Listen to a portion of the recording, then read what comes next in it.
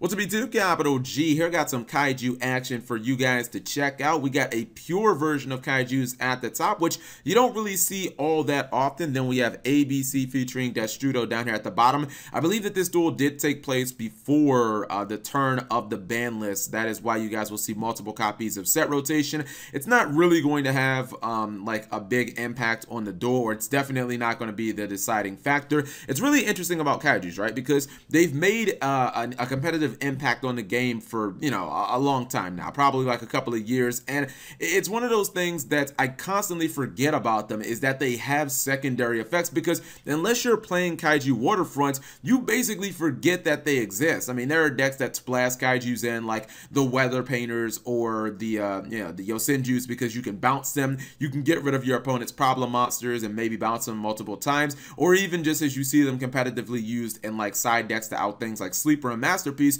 But almost no one ever actually uses the effects, because I believe the only cards that can hold kaiju counters are the X-Files and Kaiju Waterfront. So unless you're actually playing a kaiju deck, or you're playing like Grado Kaijus or something like that, you completely forget that like this guy can be a card that, you know, gets a token that's 2800 attack, or that Gamma Seal is a walking solemn judgment. Actually pretty interesting stuff. So let's go ahead and roll this. So set rotation is the opening play for ABC. That gets them that copy of Dp-Ygo in the graveyard.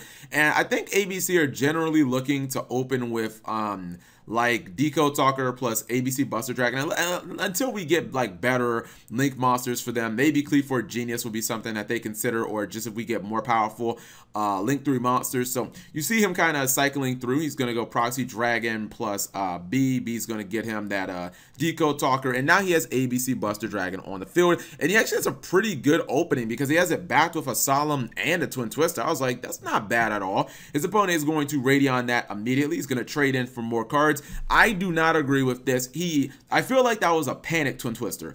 He sees Kaiju Waterfront and he immediately just Twin Twisters it like with no second thought, and I'm like, bro, he doesn't even have like, I mean, I guess you kind of have to hit it immediately. Maybe I'm wrong, because if you let them get counters on it, then it just protects itself. So okay, that I can understand that now. But regardless, he activates a second copy and a terraforming, so he was just gonna get it regardless. And I think he falls into Solemn Warning here with his Jizukuru. I believe he's going to Regeki, and he's going to get himself a nice search for Gamma Seal. So play will continue on. I would say advantage ABC. He activates that second copy of set rotation, giving his opponent the copy of Ravine, and now he's going to go for Buster Dragon. He's going to attack. I feel like as soon as he hit draw phase or a standby phase, either one, I feel like he should have immediately tagged out the ABC Buster Dragon, because even though your opponent only has 2 in hand, I mean, he did just search Gamma Seal, so, like, you know, he's obviously going to give you the Gamma Seal.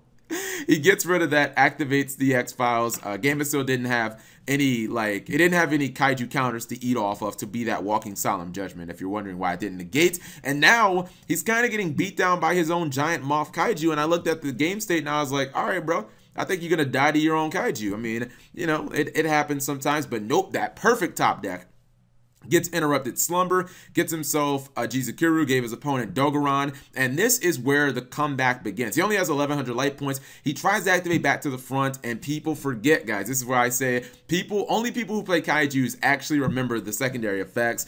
This guy, anytime exactly one card is targeted, does not have to be on the field. It can be in the graveyard as well. He can negate by removing kaiju counters, so he negates the back to the front, and he really botched this play. I think he's going to go for Castel, which I didn't understand. Why would you go for Cat? Let me look at his extra deck. He has Utopia right here. If he would have only went for Utopia, he would have won the duel. Utopia the Lightning would, unless I'm missing something with the like the X-File, or excuse me, I'm calling this the X-File, the Kaiju files.